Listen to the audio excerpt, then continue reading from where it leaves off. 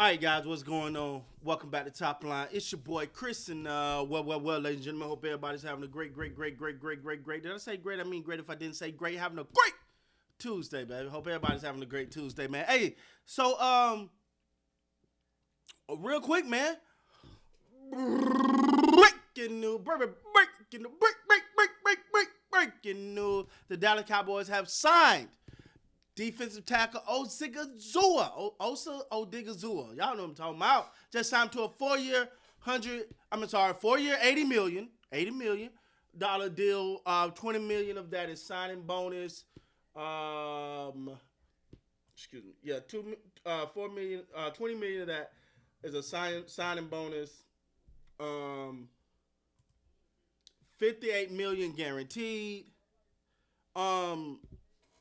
And you know, it's not a bad contract. Not a bad contract. Cause you're only putting 60 million of that on the books as far as salary cap.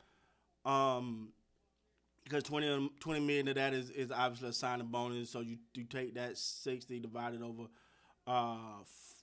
4 years, you're looking at about what, 16 mil a year, something like that. I can't get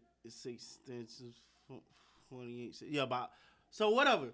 My thing is, I always get weary of a defensive tackle. Anybody, let me stop. Not just defensive tackle, but any player who best season is their contract season. Now I always get weary of that for one reason, because that kind of gives me the illusion. Okay. So because of the contract year, you show up, you wanted the bag, you wanted the money. You went out there and did that for your family to secure your money. So, but now that you got the money, now that your family secure, what am I gonna get from you? Like real talk, what am I gonna get? What am I gonna get from you? See, the Cowboys, because they got a history, a la Miles Austin, Jaden Smith. I would go as far as say DeMarcus Lawrence. Like a lot of these players that they're just, they have a year and they be like, oh, let's pay them. And then, because my thing with Osa, like, I like Osa, don't get me wrong. But wasn't Osa there when they couldn't stop a nosebleed? Like, I never heard someone go, hey, man, let's bring somebody in here to help Osa. No, they were like, yo, please get some defensive tackles in there. Jesus Christ, we can't stop a nosebleed. So I think it's a signing, it's a good contract, but is it a needle mover or more of, well, we know him, that's our guy, let's sign him. He had a pretty good season last year. I don't know, man. I don't know. We'll see. To me, I do think it's a good contract. I think he's a good player. But to me, and this is why I get into trouble with a lot of people is, my thing is, are you a needle mover? Like, do signing Odighizuwa do anything to help with the run game? Because, like I said, he was on this team when we couldn't stop the run.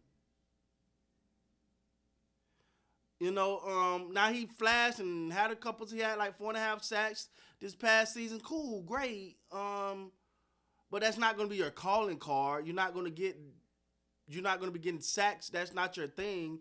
So I don't know. I think he's a hell of a player. I'm not dissing the contract, but I just want my team to move the needle.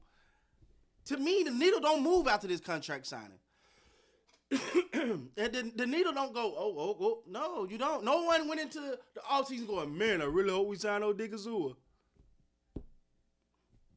It's one of those things where I think Odighizuwa is benefiting from the fact that the defensive tackle pool is not that big. So he was going to be heavily sought after them because the Cowboys said, let's go and lock him up.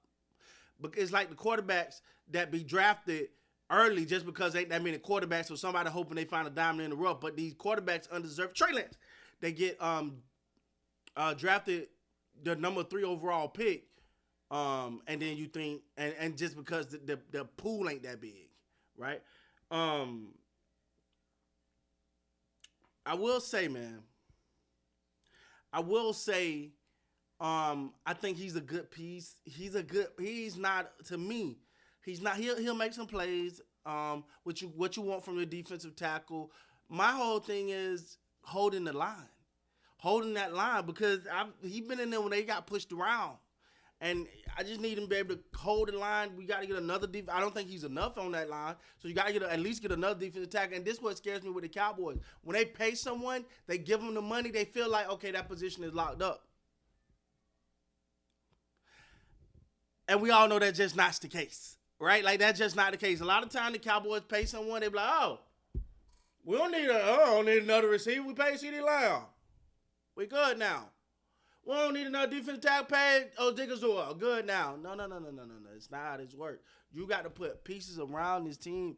And I will say, this didn't really move the needle. And like, I'm one of those guys that if like he'd have went, if they'd have like not signed him, I wouldn't have been mad. I mean, he's a piece. He's a piece, a good piece. I'm not saying that, but yeah. But then again, because this is the thing, and I'm gonna be honest with you. This is gonna sound bad, but sometimes I want the Cowboys to bring some outside people in. You got too much of this Cowboy stank on a lot of these players now. It's not. I'm not saying this about Osa, right? But I feel like a lot of these players got a lot of that Cowboy aura. We the Cowboys. We entitled to something. Let's go make a show. Let's go do a podcast. Oh, everybody, the circus in town, we come in. Here we go. It's like sometimes you just want to bring it. I take you back to when Michael Bennett was on the Cowboys and they lost the game.